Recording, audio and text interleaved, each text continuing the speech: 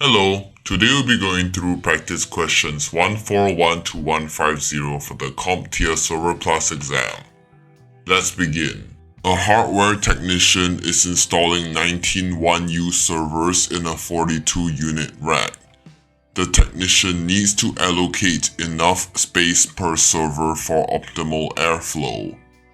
Which of the following unit sizes should be allocated per server? The correct answer is B, 2U.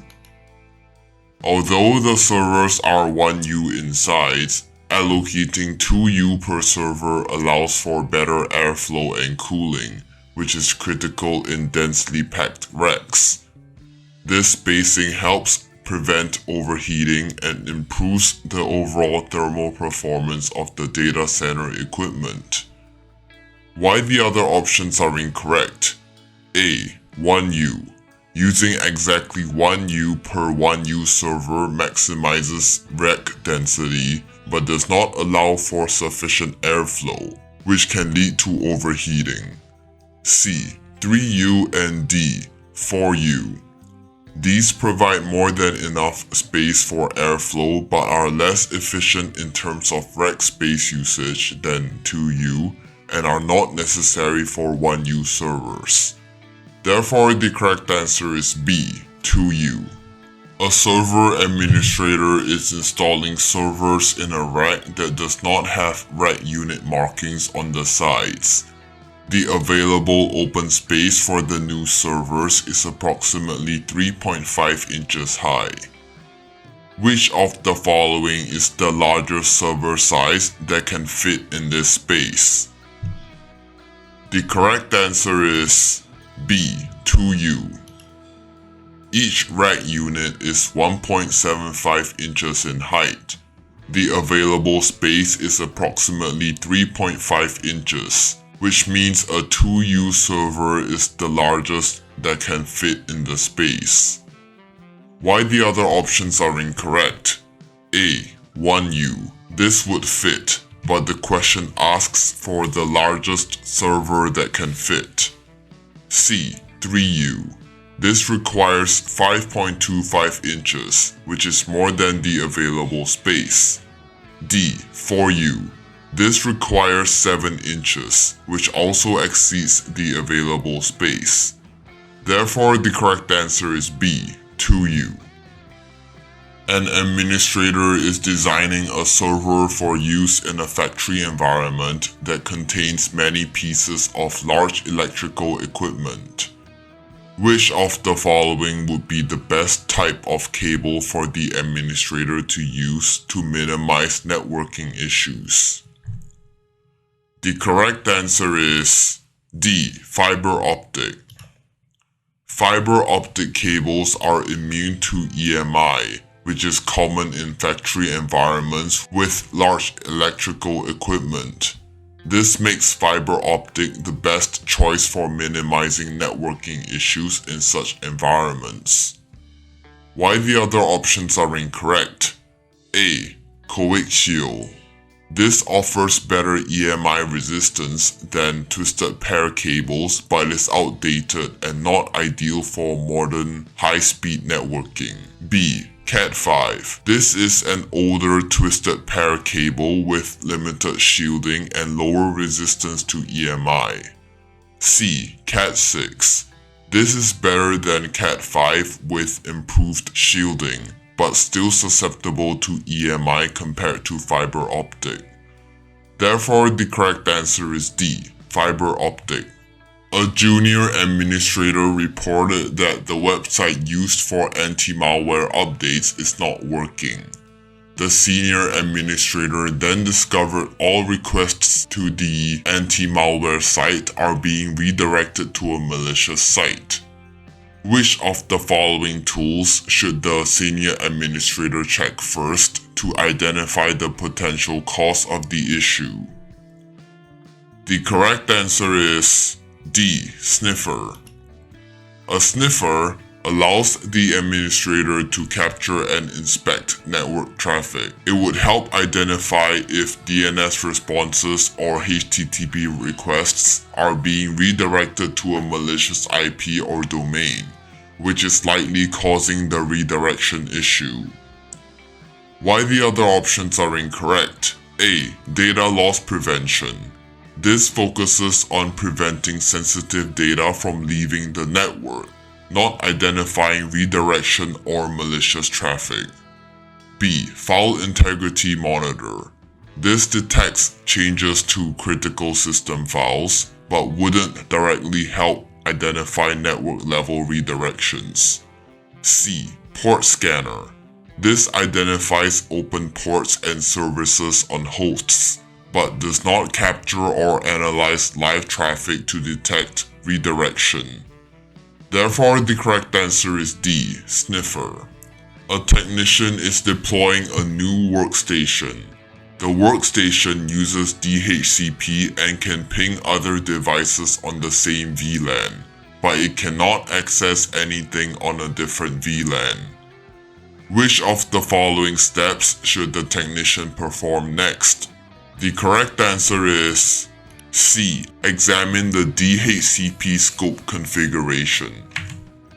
Since the workstation can communicate within the same VLAN but not across VLANs, it's likely missing a default gateway, which is needed for inter-VLAN communication. The DHCP scope should be checked to ensure it includes the correct default gateway setting, allowing the workstation to route traffic to other VLANs. Why the other options are incorrect? A. Enable IPv6 on the workstation. IPv6 is unrelated if the network is using IPv4, which is the default in most setups. B. Create a local hosts file. This only resolves host names to IP addresses, not VLAN or routing issues. D. Configure an APIPA reservation. APIPA addresses are used when DHCP fails. Since the workstation has DHCP and is communicating locally, APIPA is not involved. Therefore, the correct answer is C. Examine the DHCP scope configuration. A server administrator is gathering business requirements to determine how frequently backups need to be performed on an application server. Which of the following is the administrator attempting to establish? The correct answer is B. RPO. RPO defines how much data loss is acceptable in case of failure.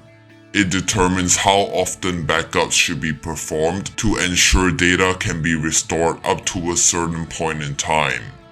By gathering requirements about backup frequency, the administrator is trying to establish the RPO. Why the other options are incorrect? A. MTBF. This measures system reliability, not backup frequency or data loss. C. MTTR. This refers to how long it takes to recover from a failure, not how often backups are needed. D. RFC. This is a formal request in change management, unrelated to backup scheduling or data loss tolerance. Therefore, the correct answer is B. RPO.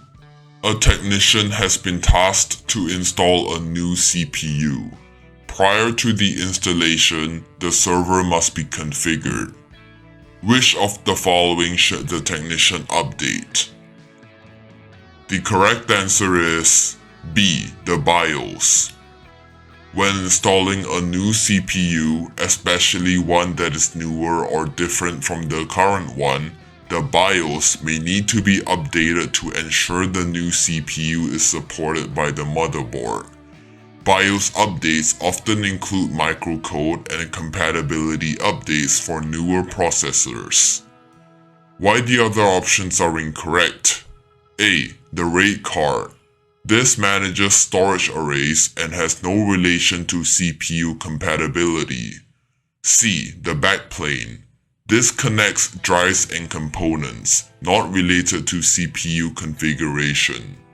D. The HBA. This is used for connecting storage devices, not involved in CPU functionality. Therefore, the correct answer is B. The BIOS. Which of the following is a type of replication in which all files are replicated all of the time?